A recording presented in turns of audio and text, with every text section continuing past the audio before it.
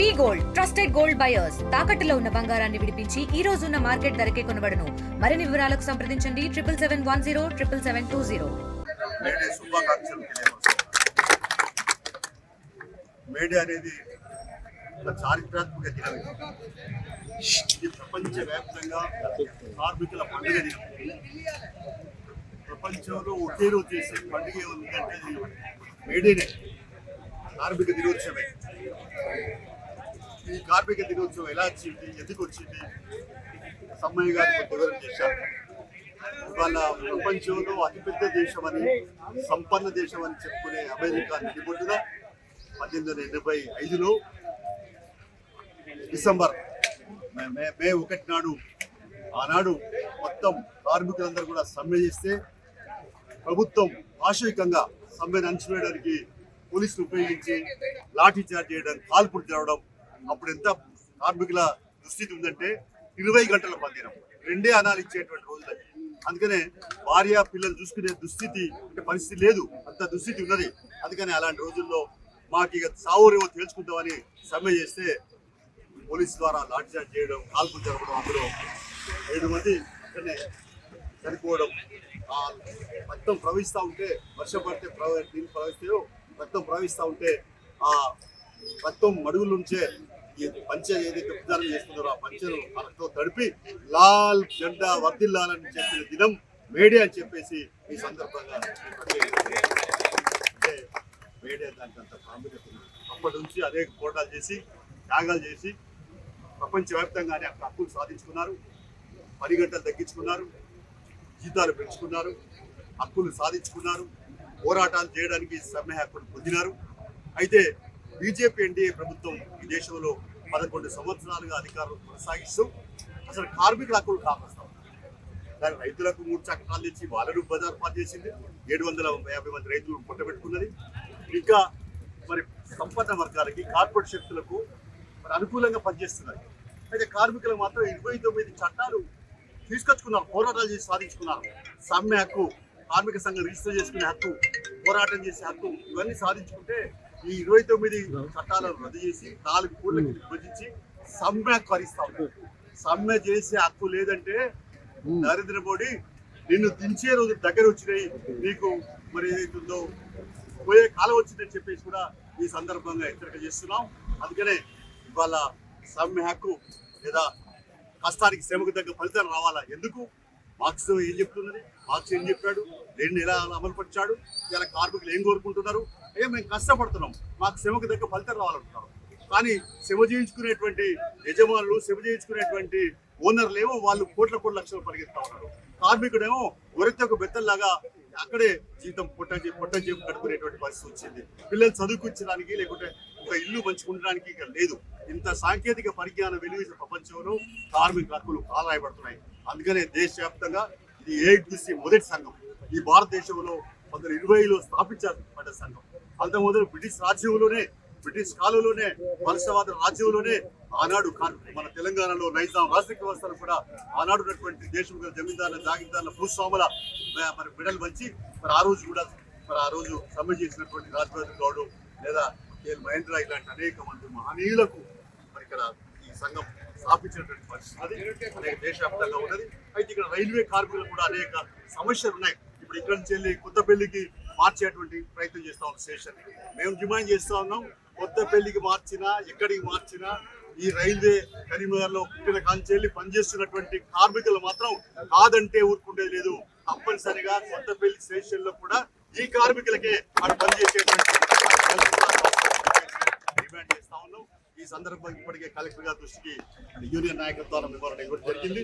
మేము రాష్ట్రంలో కూడా, రాష్ట్ర స్థాయిలో అలాగే కేంద్ర స్థాయిలో కూడా మంత్రికి, ముఖ్యమంత్రి అందరికీ మెమోరాండం ఇచ్చేసి ఈ రైల్వే కార్మికుల హక్కులను నిలబెట్టడానికి, కాపాడడానికి CPI శక్తి వంచన లేకుండా కృషి చేసిందని చెప్పేసి ఈ సందర్భంగా హామీ ఇస్తూ మేడే శుభాకాంక్షలు తెలియపరుస్తూ మీరందరూ కూడా రానున్న కాలంలో మన హక్కుల సాధనకై శ్రమకు తగ్గ ఫలితం వచ్చేదాకా మన పోరాట ఉద్యమం నిర్వహిస్తాం. దానికి అన్ని విధాల అండదండలుగా CPI ఉంటుందని చెప్పేసి తెలియపరుస్తూ మీ అందరికీ నా క్షేత్రం మీద జెండా ఎగరవించినందుకు మీ అందరికీ కూడా పేరు పేరున హృదయపూర్వకంగా మేడే శుభాకాంక్షలు. ఎంతమంది వచ్చిందంటే ఎంతమంది యువకులు ఏఐటీసీ అనుబంధ సంఘాలను పనిచేస్తూ ఉన్నారు. కార్మికులుగా రెక్కాడితే దుక్కాడే కార్మికులుగా పనిచేస్తూ ఉన్నారు అనేది ఉదాహరణ. ఈ సందర్భంగా ఏఐటీసీలో మీరందరూ కూడా క్రియాశీల నాయకులుగా కార్యకర్తలుగా పనిచేస్తున్నందుకు ఈ 139వ మేడే సందర్భంగా శుభాకాంక్షలు. నాకంటే ముందు మాట్లాడినటువంటి కాంగ్రెస్ చాలా విషయాలు చెప్పారు.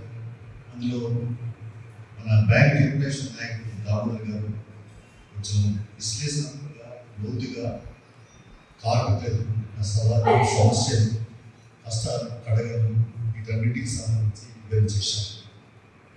మనం చూస్తా ఉన్నాం ఈ వేడే మన దేశంలోనే ఏర్పడ్డది కాదు. అంటే ప్రపంచవ్యాప్తంగా కూడా ఈరోజు వేడే ఉత్సవం చెప్తాం. మన దసరా పండుగ చేసుకుంటే మన దేశం వరకే, అది మిగతా దేశాలు ఉండదు. బతుకమ్మ అయితే తెలంగాణ, ఎక్కడ తెలంగాణలో ఎక్కడ ఉంటే చేసుకోవచ్చు. ఇట్లా రకరకాల పండుగలు ఉంటాయి. కానీ ఈ వేడే పండుగ అనేది మాత్రం ప్రపంచవ్యాప్తంగా జరుగుతున్నటువంటి ఏకైక కార్మికుల జెండా పండుగ ఇది. కార్మిక కళల పండుగ అని చెప్పేసి కూడా ఈ సందర్భంగా నాకు తెలుసు ఏంటి ఎందుకు ఈ వేడే జరుపుకుంటాము, వేడే ఉత్సవాలు ఎందుకు జరుపుకుంటాము అంటే వేడే 1835 మే చికాగో నగరం, అమెరికా నడిబొడ్డులు. అమెరికా దేశం అంటే అందరికి తెలుసు. చాలా మంది మన పిల్లలు సాఫ్ట్వేర్ పోతూ ఉంటారు. కానీ అక్కడనే 10 గంటలు 20 గంటలు పనిచేసే రోజు, భార్య పిల్లలను చూసుకునే రోజుగా, పిల్లలు ఎవరు ఇంత నచ్చిన వాళ్ళని అనే రోజు. అమ్మా ఎవరైతే వచ్చినాడు వెళ్ళిపోతున్నాడు ఎవరు అంటే అలాంటి ఉదయవిధానమైనటువంటి బాధాకరమైన సన్నివేశాలు జరిగిన తర్వాత కార్మికులందరితో రక్తం ఉడికి ఏంటి బతుకనిపించి ఏమిటి కష్టాలు వచ్చింది, నా కొడుకు నన్ను గుర్తించలేడు, నా బిడ్డను గుర్తించలేడు, ఏ బతుకనేటువంటి నిరాశ విషయం భావించి ఏదైనా మనం పోరాడదాం అనే దశ వచ్చి మొత్తం మాకు 10 గంటలు లెక్కించి 20 గంటలు కాదు మాకు 12 గంటలు చెప్పుకున్నాం. అట్లాంటి ఉద్యమం ప్రారంభమై మాకు ఉండదని కాదు మాకు ఫలితంగా పెంచుకోవాలి. అప్పటికే మనందరికీ గుర్తించాలి. 1846 జర్మనీలో మార్క్స్ మహనీయుడు సిద్ధాంత భాష. కార్మికులు ఉంటారు, యజమానులు ఉంటారు. కార్మికులు కష్టపడతారు, శ్రమ పడతారు, శ్రమ దానం వస్తారు, అహర్నిశలు కనపడతారు, కష్టపడతారు. వాళ్ళు కార్ఖానాల్లో పనిచేస్తారు, లేకుంటే అమలు పనిచేస్తారు, ఆటో రిక్షా నడుపుతారు, లేకుంటే బ్యాంకుల్లో పనిచేస్తారు, లేకుంటే ఎక్కడ పనిచేస్తారు.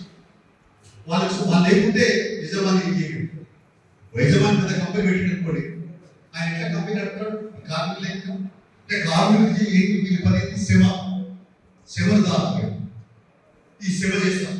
యజమాని పెట్టుబడి పెడతారు. లాభాలు ఎవరికి వస్తున్నాయి చెప్పండి? లాభాలు ఎవరికి వస్తున్నాయి? కార్మికులకు వస్తున్నాయి, యజమానికి వస్తున్నాయి? యజమానికి వస్తున్నాయి. నీకేం వస్తుంది? నీకు శ్రమకు తగ్గ ఫలితం రావాలి. మన పోరాటం ఏంటి? మాకు శ్రమకు తగ్గ ఫలితం రావాలి. మేము ఎంత కష్టపడుతున్నామో అంత దానికి ఫలితం రావాలని మనం పోరాటం. ఇప్పుడు ఇవాళ ఏం జరుగుతుంది? యజమాని మనం చేస్తున్న యజమానులేమో కోట్ల పరిగెత్తున్నారు. ఒక రైస్ మిల్ పెట్టినోడు నాకు 3 రైస్ మిల్, ఒక చిన్న వ్యాపారం చేసినోడు బిల్డింగ్ కడుతున్నాడు. కానీ కార్మికుడి బతుకు మాత్రం గొర్రెతో ఒక పెద్దలాగా అలానే ఉండిపోతుంది. వాటి తాత ముత్తాత నుంచి కష్టపడుతూనే ఉంటాడు. అందుకనే ఈ సిద్ధాంతం ఏంటంటే శ్రమకు తగ్గ దానితో మనం ఎందుకు పోరాడుతున్నాం? మనకి ఆకలి మంటలు గతంలో మనందరూ తెలుసు. ఈ దేశానికి స్వాతంత్రం రాకముందే ప్రపంచంలో 1885లో కార్మికుల జెండా వేడే ఆ రోజు సమ్మె చేసి అందరు కలిసి సమ్మెను విచ్ఛిన్న చేయడానికి మనం అప్పుడప్పుడు మన శ్రీశ్వర బాధ్యత సమ్మె చూసారే, వాళ్ళ మెడ మీద కత్తి పెట్టినట్టే ఉంది. అసలు బియ్యం వాళ్ళు సంపాదించాలి, తెల్లారి సప్లై చేయాలి, నిజమే అది ఉన్నది. కానీ సివిల్ సప్లై అమాలిస్లో మన సంఘంతో చర్చ జరిగింది, అగ్రిమెంట్ అయింది. జీవో విడుదల కాదు, నెల రోజులైతే విడుదల. ఎంత నిర్లక్ష్యం, ఎంత అశ్రద్ధ! అగ్రిమెంట్ అయినంత వెంటనే జీవో వస్తే మీరు జబర్దస్తిగా మీరు పోలీసులు పెట్టేదని ఇస్తాం. అలాంటి సందర్భంలో ఈ సమయంలో నన్ను తీసుకుపోయాడు అక్కడికి ఈ శివసభ్య సంపాదించడానికి దీక్ష చేద్దాం. ఆడు పోయిన చూస్తే లారీ నచ్చిపోయి బియ్యం లారీ. ఇక పోలీసులు సిద్ధం చేసి జాయింట్ వాళ్ళంతా దించాలని దశలో ఉన్నారు.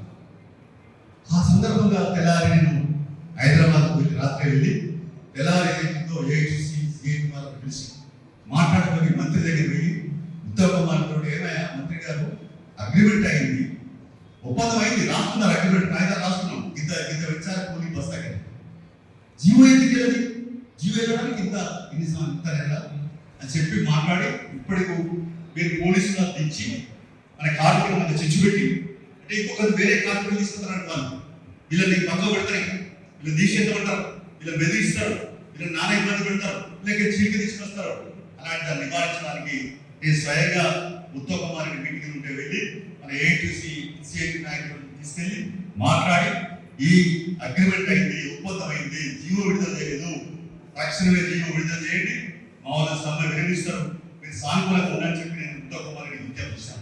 మరిన్ని వీడియోస్ కోసం ఛానల్ ని సబ్స్క్రైబ్ చేయండి. లేటెస్ట్ అప్డేట్స్ కోసం వాట్సాప్ ఛానల్ ని ఫాలో అవ్వండి. ఆ లింక్ డిస్క్రిప్షన్ లో ఉంది.